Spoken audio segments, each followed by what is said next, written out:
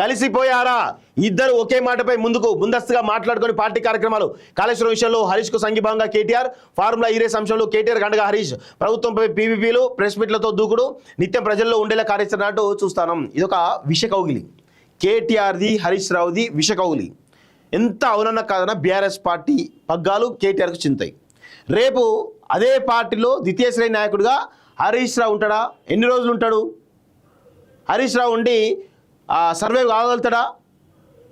ఇది 100% మీరు రాసి పెట్టుకోండి.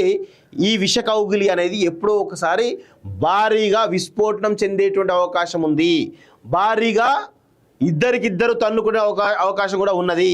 వీళ్ళు ఏదో బయటికి అంటే వీళ్ళు ఎట్లుంటారంటే వీళ్ళు బయటికి పిట్టల దొరలుగా వీళ్ళంతా కూడా పిట్టల దొర జాతికి సంబంధించిన వీళ్ళంతా కూడా ప్రజలకి ఏంటంటే ఇద్దరు కలిసిపోయని చెప్పేసి అలాగే బల తీసుకుంటారు. కానీ తెర వెనుక గల్లాలు పట్టుకునేటువంటి రకం వీళ్ళంతా, అంతే తప్ప ఏముండదు అక్కడ.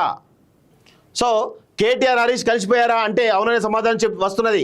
ఏ కార్యక్రమం చేయాలన్నా ఒకరికొకరు కోఆర్డినేషన్తో ముందుకెళ్తున్నారని చర్చించుకొని అంశాల వారిగా కార్యాచరణతో ముందుకు వెళ్తున్నారని సమాచారం. గతంలో లేని విధంగా ప్రభుత్వంపై ఈ ఆగ్రహం వ్యక్తం చేస్తున్నట్టు తెలుస్తూ ఉంది. ఇక్కడ బీఆర్ఎస్ పార్టీ ఫస్ట్ కేసీఆర్ కింద ఎవరెవరు ఉన్నారు? ఒకటి ఫస్ట్ కేటీఆర్, తర్వాత హరీష్, తర్వాత కవిత, తర్వాత సంతోష్ రావు. ఇక్కడ సంతోష్ రావు రోల్ అనేది కొంత అంతంత మాత్రమే. అది కేవలం కేసీఆర్కు మందుగోళ్ళు ఇచ్చేంత వరకు మాత్రమే ఉంటుంది. అదేవిధంగా ఇక్కడ ఆర్థికపరమైనటువంటి అంశాల్లో ఓన్లీ కేవలం ఇన్వాల్వ్ అవుతుంది తప్ప రాజకీయంగా సంతోష్ అనే వ్యక్తి జీరో. ఇప్పుడు ఏం జరుగుతూ ఉన్నది? ఇప్పుడు కేసీఆర్కు ముగ్గురు వారసులు ఇప్పుడు ముగ్గురు రాజకీయంగా నిలబడతా ఉన్నారు. కేసీఆర్ వారసత్వం పొందించుకొని. KTR already BRS party working president ఉన్నాడు. హరీష్ రావు ఆల్రెడీ కేసీఆర్ అల్లుడుగా ఉన్నాడు, బిడ్డ. సో ఇప్పుడు ఏం జరుగుతోంది? కవిత ఆల్రెడీ తిరుగుబాటు జెండా ఎగిరేసింది. అటు కేసీఆర్ చుట్టూ ఈ దయ్యాలు ఉన్నాయని చెప్పేసి ఈ మూడు దయ్యాలు అని చెప్పేసి ఆమె పరోక్షంగానే చెప్పకనే చెప్పింది. ఇప్పుడు వీళ్ళిద్దరికీ బింగుడు పడడం లేదు. ఈమె వ్యతిరేక రాగం తీసరికి ఈమెను ఎట్లయినా ఇబ్బంది పెట్టాలని దాంట్లో సోషల్ మీడియాలో ఈమె పైన పెద్ద ఎత్తున ట్రోల్స్ కూడా వచ్చేస్తున్న విషయం గమనిస్తూ ఉన్నాం. సో మొత్తానికైతే ఈమెను ఇబ్బంది పెట్టాలని చూస్తారు. దానిలో ఉన్నారు. ఈమె ఏం చేస్తూ ఉంది? అవసరమైతే బీఆర్ఎస్ పార్టీని టేక్ ఓవర్ చేయాలా, లేకపోతే బీఆర్ఎస్ పార్టీలో నవాట అయిందని బాజప్తగానే అడుగుతూ ఉన్నది.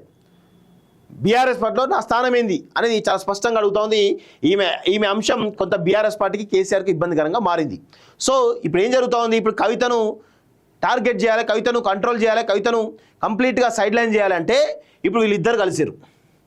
బాబామరిద్దరు కలిసి ఇప్పుడు ఈమెను పెద్ద ఎత్తున టార్గెట్ చేస్తూ సైడ్ లైన్ చేసే ప్రయత్నం చేస్తూ ఉన్నారు. దాని వీళ్ళ ఒప్పందం ఏంది? సంతోష్ రావు అనేటాడు ఒక బాల్బచ్చగాడు, పెద్ద పట్టించుకోవాల్సిన రాజకీయంగా ఏముండదు, తర్వాత చూద్దాం లాంటి సంగతి ఆ పెద్ద విషయం కాదని చెప్పేసి ఆయన పక్కన పెట్టేసారు. ఇక కవిత పెద్ద ఎత్తున తిరుగుబాటు జెండా ఎగురేస్తుంది. అవసరమైతే పార్టీ పగ్గాలు తనకే ఇవ్వాలని దాంట్లో ఆమె చాలా సీరియస్ నిర్ణయం కూడా తీసుకున్నది. ఇప్పుడు ఏం జరుగుతూ ఉంది? ఇప్పుడు ఈ క్రమంలో ఇప్పుడు కేటీఆర్కు హరీష్కు ఇబ్బందికరమే. సో అందుకే వీళ్ళిద్దరు కలిసిరు. వీళ్ళిద్దరు ఏంది? ఈ విషకౌగిలి మాత్రమే. ఇప్పుడు ఒకవేళ భవిష్యత్తులో కేటీఆర్ కనుక బీఆర్ఎస్ పార్టీ పగ్గాలు చేపడితే హరీష్ రావు ద్వితీయ శ్రేణి నాయకుడుగా ఉంటాడా? ఉండకపోవచ్చు. ఎందుకంటే ఎప్పుడో ఒకసారి ఈయన కూడా కేటీఆర్ పైన తిరుగుబాటు జెండా ఎగరేస్తాడు. సో ఆయనకు ఎంత అవునన్నా కాదన్నా హరీష్ రావుకు సీఎం కావాలని ఉండదా? ఎప్పటికైనా ఉంటుంది కదా. ఇప్పుడు ఆయన ఏజ్ ఎంత? దాదాపు దగ్గర 50+ ఉన్నాడు. ఇంకెన్ని రోజులు ఉంటుంది ఆయనకి? 55, 56 ఉన్నట్టున్నాడు నాకు తెలిసి ఆయన.